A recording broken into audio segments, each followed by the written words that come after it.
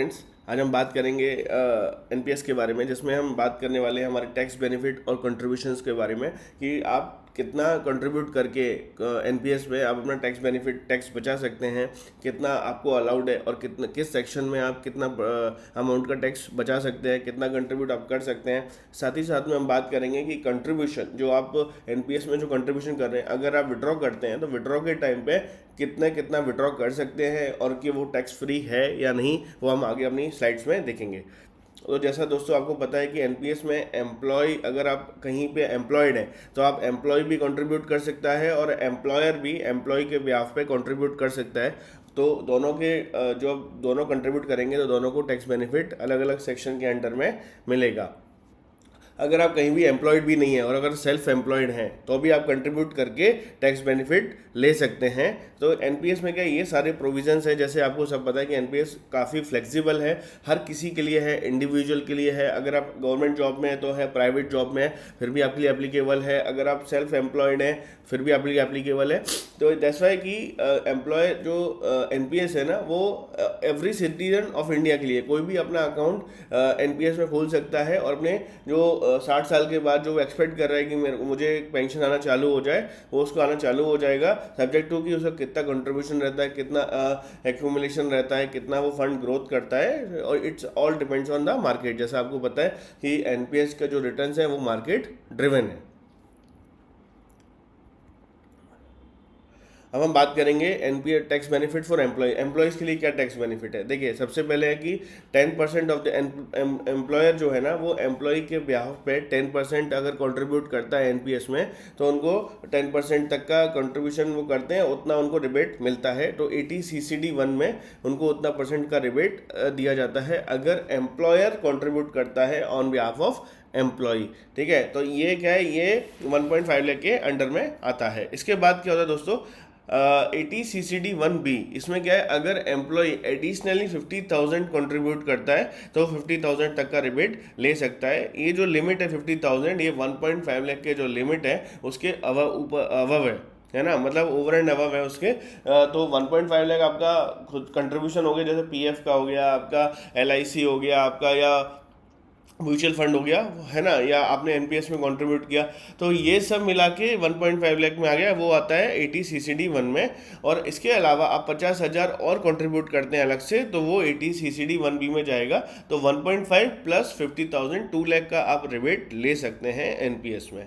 ठीक है, इसके अलावा ये तो एम्प्लॉय का हो गया। एम्प्लॉयर का भी सेपरेट रहता है, जो एम्प्लॉयर कंट्रीब्यूट करता है वो एक अलग रहता है। ठीक है, तो 80CCD1 और 80CCD1B में आप कंट्रीब्यूट 50,000 एक्स्ट्रा कर सकते हैं। देखिए, कंट्रीब्यूट तो आप 50,000 क्या 1 लाख 2 लाख भी कर सकते हैं, बट जो आपको रिबेट मिलेगा वो एडिशनल 50,000 पर ही मिलेगा, बाकियों पे आपको रिबेट नहीं मिलेगा। तो जब आप इनकम टैक्स रिटर्न फाइल करते हैं तब आप उसमें अमाउंट जो दिखाते हैं उसमें 50,000 ही मैक्सिमम वो लेता है, उसके अबव नहीं लेता है 80CCD1B में।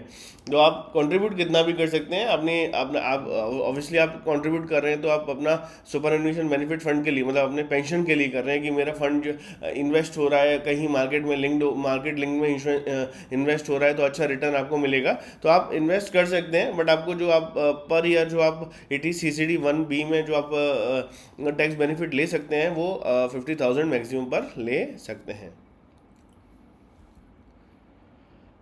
अगर बात करेंगे सेल्फ एम्प्लॉयड के लिए, तो अगर आप देखिए कोई जॉब नहीं कर रहा है ना, अभी खुद का उसका बिजनेस है, उसकी शॉप है या कुछ भी कर रहा है, वो उसका स्टार्टअप है, तो वो अपना ग्रॉस इनकम का 20% एनपीएस में कंट्रीब्यूट कर सकता है, तो उसको उतना टैक्स डिडक्शन मिल जाएगा। उसको हम 80CCD1 में बोलेंगे, ये 1.5 लाख का ही पार्ट होने वाला है। और एडिशनल जैसे मैंने आपको बताया था कि कोई भी 50,000 तक का क्लेम कर सकता है 80CCD1B में, मैक्सिमम 50,000 कंट्रीब्यूट कितना भी कर सकते हैं, बट जो क्लेम आपको जो अलाउड है वो 50,000 पर ही टैक्स बेनिफिट आपको मिलेगा।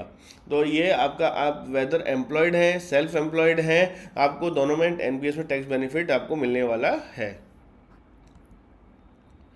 इसके बाद करें टैक्स एग्जम्पशन ऑन विड्रॉल। जैसे मैंने आपको दोस्तों बताया कि मान लीजिए आप अगर आपने कंट्रीब्यूट आप एनपीएस में फ्रॉम 30 ईयर्स आपने स्टार्ट किया, अब आप नाउ 60 ईयर्स के हो गए, आप 60 ईयर्स के हो गए तो आपको एनपीएस क्या है विड्रॉ करना पड़ेगा। आपको पेंशन चाहिए, आप रिटायर होने वाले हैं, मतलब जॉब में तो रिटायर हो गए हैं, नहीं है तो आप भी बोले अभी मुझे कुछ काम नहीं करना है और अब मैं ना एकदम एनपीएस से पेंशन लूँगा और अपना एकदम लाइफ को एंजॉय करके जीऊँगा बाकी जो लाइफ है 60 ईयर्स के बाद। तो आपने क्या किया, आपने उसको विड्रॉ करना है। विड्रॉ में जब आप एनपीएस से विड्रॉ करते हो तो एनपीएस आपको दो तरीके के ऑप्शन देता है। फर्स्ट इज कि आप टोटल जो जितना भी आपका कंट्रीब्यूशन है उसका 60% लमसम विड्रॉ कर सकते हैं और रिमेनिंग जो बचेगा 40% उसका आपको एन्युटी परचेस करना होगा। तो एक 60 मैक्सिमम रहता है। अगर आपको लमसम नहीं चाहिए 60%, आपको लमसम चाहिए ही नहीं, तो आपको चाहिए कि मुझे 100% का मेरे को एन्युटी मिल जाए, 100% अमाउंट का पेंशन परचेज हो जाए, तो वो भी ऑप्शन आपके पास अवेलेबल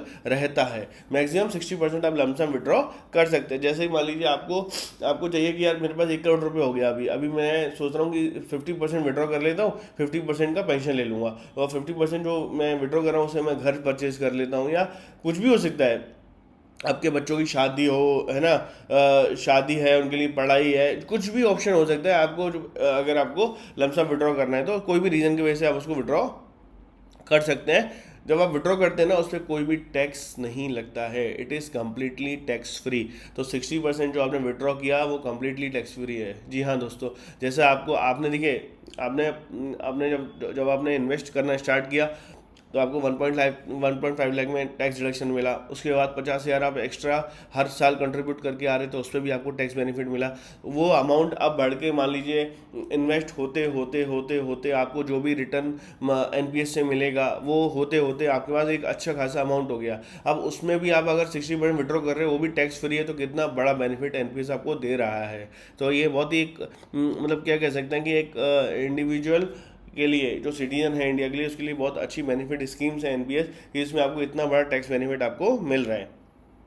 और जो आपको रिमेनिंग जो 40% होगा उससे आपको एन्युटी परचेस करना होगा। एन्युटी को हम एक पेंशन ही बोलते हैं, पेंशन और एन्युटी एक ही होता है।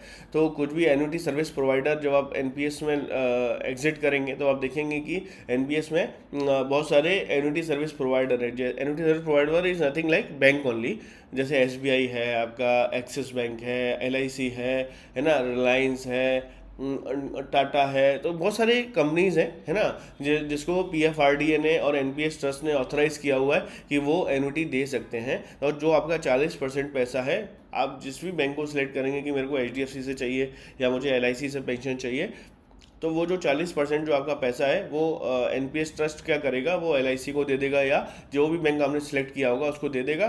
फिर वो आपको उसका जितना एन्युटी बनता है, डिपेंड अपन कि आप कौन सा ऑप्शन चूज़ कर रहे हैं, और उसके हिसाब से जो भी एन्युटी बनता है पर मंथ उतना आपको मंथली आता रहेगा, है ना। और ऑप्शन पर भी डिपेंड करता है कि आपने आरओसी लिया है या विदाउट आरओसी लिया है, सिंगल लाइफ लिया है, जॉइंट लाइफ लिया है, डिपेंड करता है उसके ऊपर भी, ठीक है। तो ये बहुत अच्छी स्कीम है, टैक्स एग्जेम्पशंस वगैरह सब कुछ इसमें विड्रॉल्स पर भी है, कंट्रीब्यूशन पर भी है ना।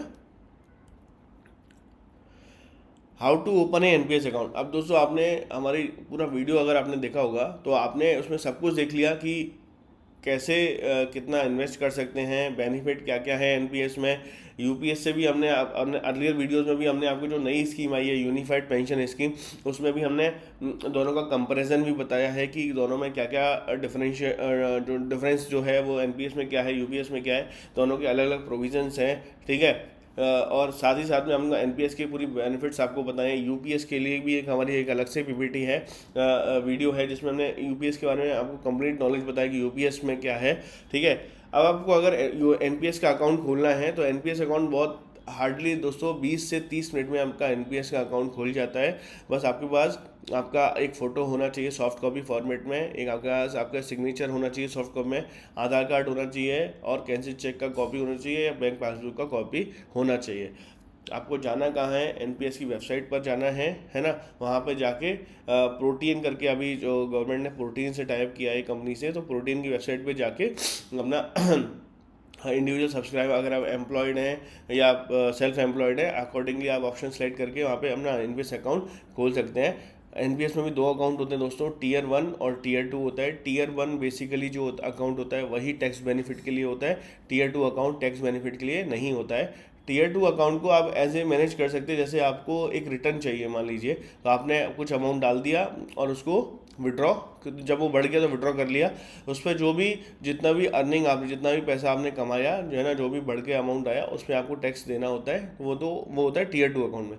टीयर 1 अकाउंट में आपने पैसा आपने इन्वेस्ट किया, वो इन्वेस्ट होता रहता है, उसमें से आप विड्रॉ नहीं कर सकते अनलेस की जो प्रोविज़न मैंने आपने वीडियो में बताया कि आप 25% ऑफ ओन कंट्रीब्यूशन का विड्रॉ कर सकते हैं, वो भी 3 बार में कर सकते हैं, और उसके भी कंडीशंस है, उसमें से उसी कंडीशन में पैसा विड्रॉ होता है अनलेस कि आप विड्रॉ टीयर 1 में से नहीं कर सकते। तो टीयर 1 जो अकाउंट है वो बेसिकली पेंशन के लिए ही बना है ना। तो आप उसमें जब आप ओपन करेंगे तो टीयर 1 सेलेक्ट कीजिएगा, और जैसे भी उसके बाद पूछा जाएगा कि आप एम्प्लॉयड हैं, सेल्फ एम्प्लॉयड हैं, इंडिविजुअल है, तो आप इंडिविजुअल में, अगर आप सेल्फ एम्प्लॉयड है तो इंडिविजुअल में खोल सकते हैं, all citizen of India category में, ठीक है। उसके बाद वो प्रोसेस है, नेम वगैरह भरना है, फिर उसके बाद बैंक डिटेल्स पूछेगा, देन आपसे आधार कार्ड वगैरह, पैन कार्ड का फोटो कॉपी अटैच करने के लिए बोलेगा, देन फोटो वोटो वो सब आधार कार्ड लिंक रहेगा पूरा, आधार कार्ड ओटीपी आपको सबमिट करना पड़ेगा, ये जो करेंगे। उसके सबसे लास्ट में आपका एक प्रान नंबर जनरेट होता है, PRAN, जिसको हम बोलते हैं परमानेंट रिटायरमेंट अकाउंट नंबर, जैसे आपका पैन कार्ड होता है सिमिलरली प्रान कार्ड भी होता है, ठीक है। तो आपका प्रान कार्ड एक नंबर जनरेट हो जाएगा, उसको आप सेव कर लीजिएगा, ठीक है। और आपका एनपीएस का लॉगिन आईडी पासवर्ड आपको मिल ही जाएगा। और जब भी जैसे पैन नंबर मिल जाए, पैन कार्ड का भी सॉफ्ट कॉपी आपको, जब आप लॉगिन करेंगे एक दिन बाद लॉगिन करेंगे एनपीएस में ही, तो आपको सॉफ्ट कॉपी फॉर्मेट में पैन कार्ड एनपीएस की वेबसाइट से ही डाउनलोड कर सकते हैं। वो कार्ड डाउनलोड करके हार्ड कॉपी आप प्रिंट करके अपने पास रख सकते हैं सेफर साइड के लिए। प्रान नंबर से ही आपको, जब भी आप लॉगिन करेंगे आपको प्रान नंबर से ही लॉगिन करना पड़ेगा, प्रान नंबर प्लस आपका जो भी पासवर्ड आपने क्रिएट किया होगा उससे आप लॉगिन करेंगे तो आपका लॉगिन हो जाएगा। और आप अपने फ्यूचर जो भी रिटर्न्स आ रहे हैं, है ना, स्कीम कौन सी में आपने इन्वेस्ट किया हुआ है वो देख सकते हैं, स्कीम चेंज भी आप कर सकते हैं, ठीक है। 4 बार अपना कंट्रीब्यूशन चेंज कर सकते हैं और स्कीम चेंज कर सकते हैं। तो ये काफ़ी अच्छी आप देखेंगे ना तो काफ़ी अच्छा स्कीम है, पेंशन स्कीम्स है कि जो गवर्नमेंट ने मतलब सभी एम्प्लॉयज़ के लिए लेके आई है, सभी एम्प्लॉयज़ नहीं, सभी सिटीजन्स के लिए लेके आई है, वेदर वो सेल्फ एम्प्लॉयड हैं या कहीं पे एम्प्लॉयड है या अपना खुद का काम कर रहे हैं, कुछ भी कर रहे हैं, उनके लिए अच्छी पेंशन स्कीम है, थोड़ा थोड़ा इन्वेस्ट करके। और एनपीएस के रिटर्न क्या है, मार्केट ड्रिवन है, तो आपको एक्सपेक्ट कर सकते हैं कि आप 12 से 15% के बीच में आपको रिटर्न भी एनपीएस ईयरली आपको देता है। तो आप सोचिए, जो आपको एफडी अगर आपको 6 to 7% दे रही है और वही आपको अगर 12 से 15% ऑलमोस्ट डबल अगर आपको एनपीएस दे रहा है, तो कितना बेनिफिट होने वाला है दोस्तों, है ना। तो मेरी तो यही राय रहेगी, अगर आपके पास एनपीएस अकाउंट नहीं है तो थोड़ा थोड़ा करके अपना एक एनपीएस अकाउंट खोलाएं और थोड़ा थोड़ा अमाउंट अपना उसमें इन्वेस्ट करते रहें दोस्तों, ठीक है। आपके कुछ भी क्वेरी हो एनपीएस के रिगार्डिंग में, टैक्स बेनिफिट रिगार्डिंग में, आप हमें कमेंट बॉक्स में कमेंट कर दीजिए, हम आपको रिप्लाई कर देंगे। और भी कुछ भी क्वेरी हो आप हमको बता दीजिए। और साथ ही साथ में अगर आपको और भी कोई पर्टिकुलर आपको चाहिए कि इस चीज़ पे वीडियो आना चाहिए, तो वो भी आप हमको बता सकते हैं, तो हम ट्राई करेंगे आपके लिए, हम बहुत सरल भाषा में, ईजी लैंग्वेज में आपके लिए वो वीडियो हम आपके लिए लेके आए दोस्तों।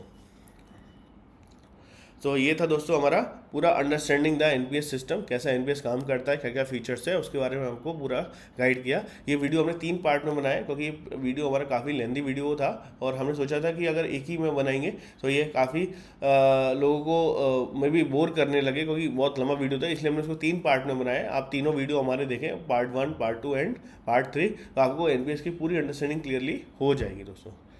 थैंक यू दोस्तों, धन्यवाद। आप हमारे चैनल को लाइक एंड सब्सक्राइब करें, सो दैट कि आपको जो हमारे फ्यूचर में जो अभी हम नए नए वीडियोस आपके लेके आते हैं आपके बेनिफिट के लिए, वो आपको डायरेक्टली आपको उनको नोटिफिकेशन आपको मिल जाए। Thank you so much. जय हिंद।